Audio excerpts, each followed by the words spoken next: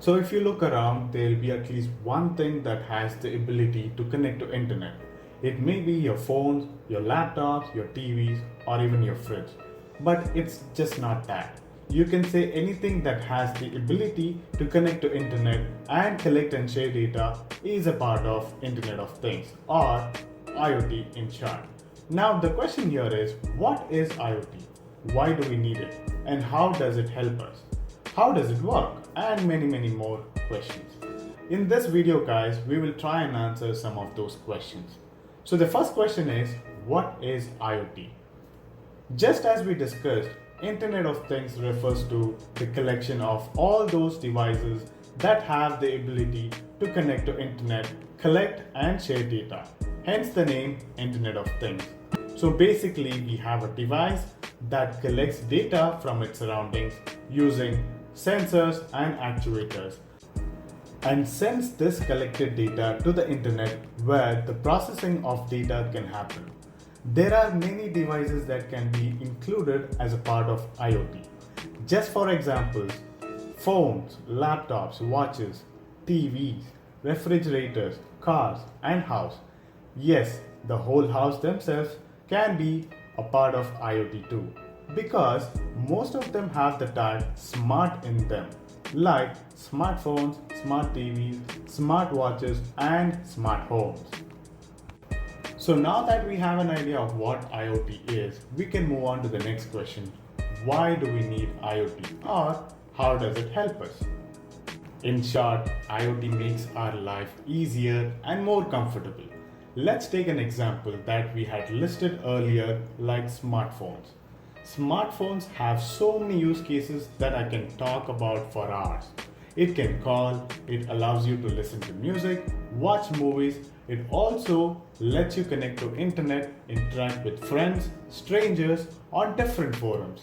Shop for the things that we need, general entertainment, and you get the idea.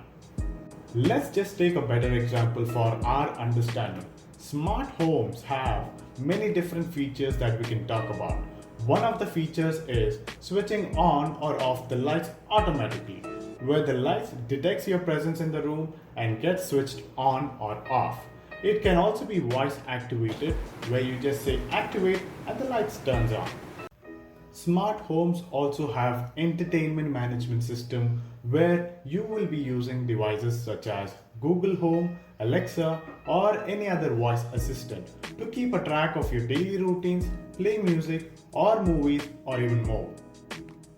These devices also allow you to keep a track of temperature management system of your house.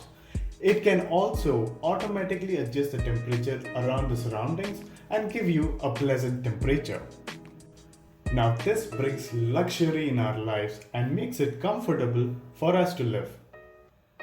Now this is at individual level. At a large scale, it also benefits the society too. Let's see some examples. In industries such as healthcare, it has so many use cases. It allows remote interaction between patients and doctors. Let's just say, for example, if a person had a panic attack and had an emergency that is called in, the hospital is well informed, an ambulance is sent immediately. Doctors are also well informed so that they can prepare themselves for a surgery even before the ambulance reaches the hospital. Another example is patient data analysis. Now, doctors make amazing decisions based on the time and the data they have been given, but computers can sometimes make better decisions. Combining doctors and computers can give the best diagnosis possible for a patient. So it helps a lot in healthcare industry. Now comes farming. Now farming has stayed with us since the beginning of human civilization. Now it's the right time for us to improve from our traditional methods to modern farming.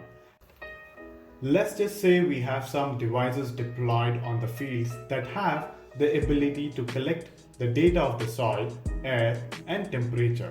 Now these devices senses the surrounding and give us the real-time data whether to water the fields or not. This can be achieved even without having any human intervention. Smart technology will definitely help us and increase the productivity. Then we have manufacturing industry.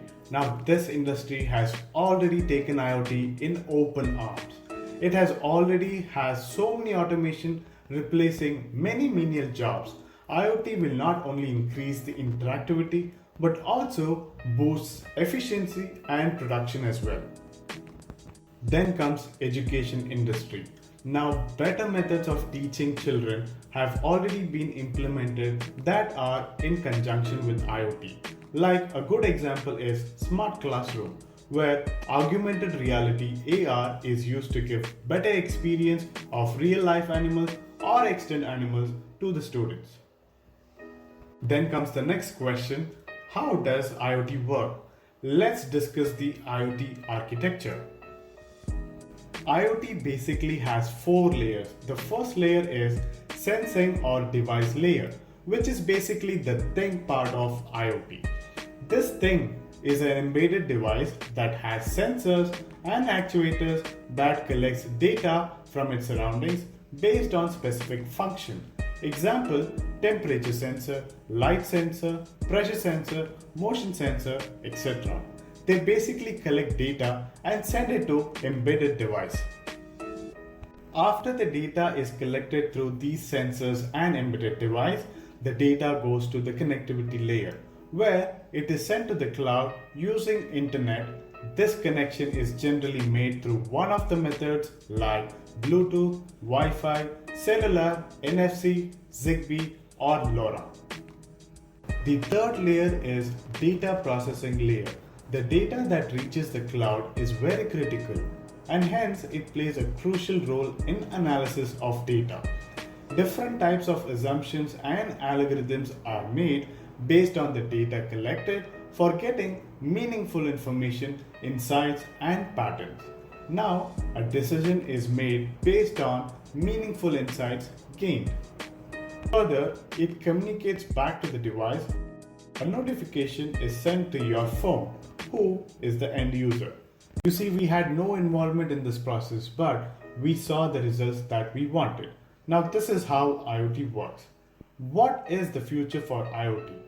It cannot be insane to say that we may live in a future like shown in Iron Man movie, where everything we touch or everything we use is connected to internet, where it interacts with the central cloud where all of our data is collected to make our lives and society a much better place to live. You can assume that almost everything is going to be automated and connected to internet.